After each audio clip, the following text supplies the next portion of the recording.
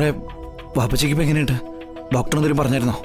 ബാപ്പച്ചി ഇനി ഉടനെ എഴുന്നേറ്റ് നടക്കില്ലെന്നാ ഡോക്ടർ പറയുന്നത്. എനിക്ക് ബാപ്പച്ചി അല്ലാതെ വേറെ ആരാ ഉള്ളത്? നൂറെ കരയില്ല. ഞാൻ ഇങ്ങനെ ഒന്നും നൂറിനെ മനസ്സിലാക്കിയിരുന്നേ. എന്തിനും നേരിടാൻ കഴിയുന്ന തന്റെ ഇടമുള്ള കുട്ടിയേട്ടാ ഞാൻ നൂറിനെ കണ്ടിരുന്നേ. അങ്ങനെ തന്നെയാ വിഷ്ണുവേട്ടാ, ഞാൻ അങ്ങനെ തന്നെയാ. പക്ഷേ എന്റെ ഏക ആശ്രയം എന്റെ ബാപ്പച്ചിയായിരുന്നില്ലേ? എന്റെ ബാപ്പച്ചിക്ക് എന്തെങ്കിലും പറ്റിപ്പോയാ എനിക്ക് പിന്നെ ആരാ ഉള്ളത്? നൂറെ അങ്ങനെയൊക്കെ ചിന്തിച്ചാ പിന്നെ ജീവിതം നമുക്ക് മുന്നോട്ട് കൊണ്ടുപോകാൻ പറ്റുമോ? സുബേർക്കൊന്നും സംഭവിക്കില്ല. അങ്ങനെ ഒരു ചതി നിന്നെ പോലെ ഒരു പെൺകുട്ടിയോട് കാണിക്കാൻ ഒരു ദൈവത്തിനും പറ്റില്ല. നൂറെ വിഷമിക്കാതിരിക്കേ.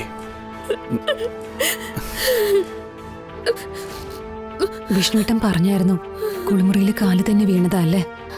അതെ ചേച്ചി, കാല് തന്നെ വീണതാ കുളിക്കാൻ പോയപ്പോ. അപ്പോ ഭിത്തിയിൽ തലയിടിച്ചു. ഭിത്തിയിലോ? തറയിലല്ലേ? അതെ, തറയില ഇടിച്ചത്.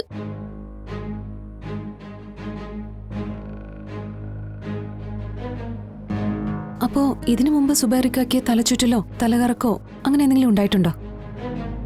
അല്ല, അങ്ങനെയാണെങ്കിൽ അത് ഡോക്ടറെ അടുത്ത് പറയണം. അങ്ങനെയൊന്നും ഇതുവരെ ഉണ്ടായിട്ടില്ല. എന്നോട് സത്യം പറ. ഇന്നലെ ഞാൻ അവിടെ വന്നത് മുതൽ എന്റെ മനസ്സിൽ തോന്നിയ കുറെ സംശയങ്ങളുണ്ട്. സുബൈർക്ക് കുളിമുറിയിലൊന്നും വീണതല്ല, ശക്തമായിട്ട് ആരോ തള്ളിയിട്ടതാണെന്ന് എനിക്ക് തോന്നുന്നത്. മുറിവ് നല്ല ആഴത്തിൽ തന്നെ ഉള്ളത്. പറ നൂറെ, എന്തോ ഉണ്ടായത്? അത് പിന്നെ വിഷ്ണുവേട്ടാ. നൂറെ, നീ ഞങ്ങൾക്ക് അഞ്ചത്തി തന്നെയാ മോളെ. അതുകൊണ്ട് എന്തുണ്ടെങ്കിലും നിനക്ക് ധൈര്യമായിട്ട് ഞങ്ങളോട് പറയാം. സുബാരിക്കാനെ ആരെങ്കിലും ഉപദ്രവിച്ചതാണോ? അത് പിന്നെ എന്തോ ശബ്ദം കേട്ട് പുറത്തിറങ്ങിയ ബാപ്പച്ചിയെ ആരാണെന്നറിയില്ല തള്ളി താഴെയിട്ടതാ. പോലീസിലെ അറിയിക്കണ്ടെന്ന് ബാപ്പച്ചി തന്നെയാ പറഞ്ഞത്.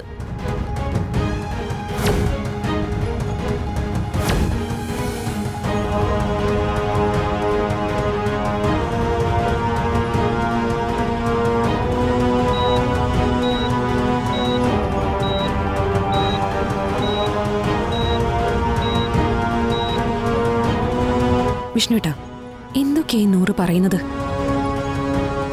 പറയുന്നതിൽ എന്തൊക്കെയോ കുഴപ്പങ്ങളുണ്ട്. സുബൈറിഖാനെ പോലത്തെ നല്ലൊരു മനുഷ്യനെ പുറത്തു നിന്ന് ആര് വന്ന് ഇങ്ങനെ ഉപദ്രവിക്കാനാ? വന്നവൻ മോഷ്ടാവാണെങ്കിൽ വെറുതെ അങ്ങ് ഉപദ്രവിച്ചിട്ട് പോവോ? ആ വീട്ടിൽ കയറി എന്തെങ്കിലും ഒന്ന് എടുക്കില്ലേ? വിഷ്ണുട്ടാ, ഇതൊക്കെ കേട്ടിട്ട് എന്താ തോന്നുന്നേ? പറയുന്ന മുഴുവൻ നുണയാണെന്ന് ഞാൻ പറയൂ.